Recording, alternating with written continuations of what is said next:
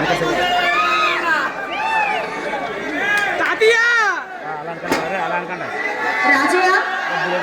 రాజయ్య నేను గుడికి వెళ్ళి వస్తాను.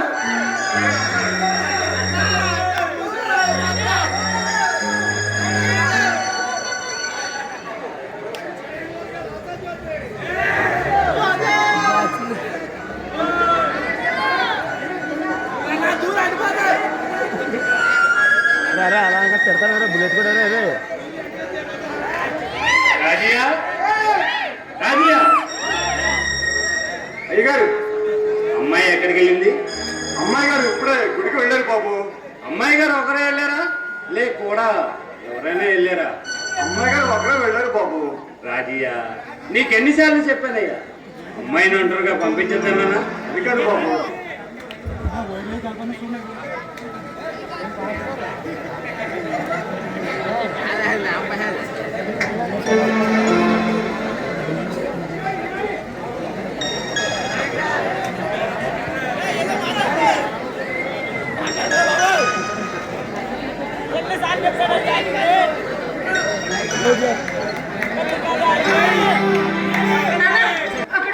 ఏమైందమ్మా?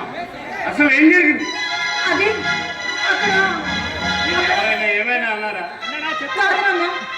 గుడి దగ్గర నేను ఒక హత్య చూశాను.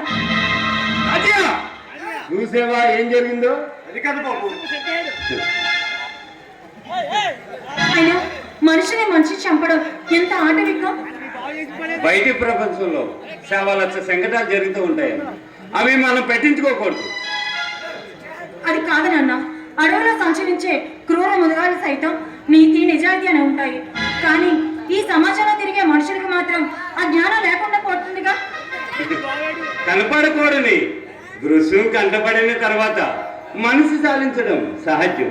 ఇంతకీ హత్య చేసింది ఎవరో నువ్వు చూసావమ్మా? లేదు నాన్న, కానీ చనిపోయిన వ్యక్తి మాత్రం మన ఊరికి కొత్తగా వచ్చిన పంచాయతీ ఆఫీసర్ అని విన్నాను. ఆ విషయాలన్నీ మనకెందుకమ్మా, నువ్వు లోపలికి వెళ్ళి విశ్రాంతి తీసుకో. సరే.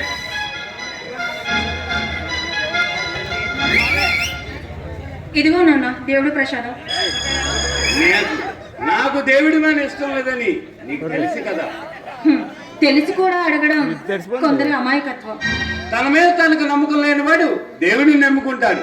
కానీ నా మీద నాకు ఆ నమ్మకం ఉంది. కావచ్చు, ఎవరి నమ్మకం వాళ్ళది. ఆగమ్మా, నీ మనసుని బాధ పెట్టడం నాకు ఇష్టం లేదు. ఏది ఆ దేవుడి ప్రసాదం? వద్దు నాన్న, నీ నమ్మకాన్ని నువ్వు వదులుకోవడం నాకు ఇష్టం లేదు.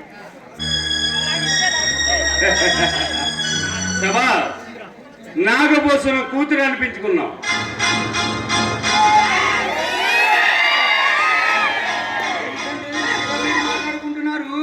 అవును పంతులు, మనకు తెలియకుండానే ఈ ఊళ్ళో ఎవడో పెళ్లి చేసుకున్నాడు. అందుకే కదా వాడికి శోభం లేకుండా చేశాను. మా ఊరి నుంచి మా మేనల్లుడు వచ్చాడండి. మీరు ఏదైనా కొంచెం దారి చూపిస్తే. పంతులు, నీకు తెలియదేముంది? నా దగ్గర పని చేయడం అంటే. అమ్మమ్మమ్మ, అంత మాట అనకండి. వాడు అసలే అమాయకుడు. మీరు కాదంటే అన్నయ్యమైపోతాడు. అమాయకులకి ప్రపంచంలోనే స్థానం లేదయ్యా. ఏంటండి మీరు ఎలాగంటే ఎలాగండి? మీ కాళ్ళ దగ్గర పడి ఉంటాడు.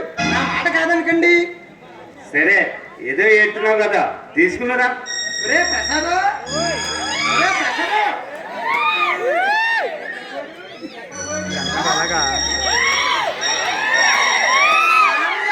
పక్కింటి కురగానే ఏడిపిస్తున్నాడు మామయ్య. నా మేనల్లుడు చూస్తుంటేనే తెలుస్తుంది. ఏం చదువుకున్నా? కష్టపడి 2వ తరగతి చదువుకున్నానండి. చాలా పెద్ద చదువుకున్నావే. వీళ్ళమ్మకి ఒకడే కొడుకండి, కొంచెం గ్యారాం ఎక్కువ. పంతులు, నువ్వు ఆగవయ్యా. ప్రస్తుతం నువ్వు ఏం చేస్తున్నావు? పొద్దున్న లేచి రోడ్డుకెళ్ళి ఆ తర్వాత పిల్లలతో ఆడుకుండి రాత్రి అయితే అలా అయితే నా దగ్గర ఏ ఉద్యోగం అయితే చేస్తావు? నేనైతే ఉద్యోగం అయితే చేస్తానండి. అలా అయితే నీకు జీతం ఎంత కావాలి? 1, 2, 3, 4, 10, 5,000 ఇస్తే సరిపోతండి. మరి నేను నీకు ఉద్యోగం ఇవ్వకపోతే ఏం చేస్తావు? మా మామయ్య ఇంటికి వెళ్ళి గొడగాడు ఆడదామని చెప్పమన్నారండి. ఒరే ఎదవా, నాగభూషణ్ గారు అంటే ఎవరనుకుంటున్నావురా? 16 జిల్లాలకే పులులాంటి వాడు. అయ్యి బాబాయ్ పులియా, అయితే చెప్పి ఉద్యోగం చేయడం ఏదో పొరవాడు కాదండి. మిమ్మల్ని చూసి కొంచెం భయపడాలనుకోండి. సరే, రేపు తీసుకురా పంతులు, ఇంట్లో పడి ఏడ్చాడు.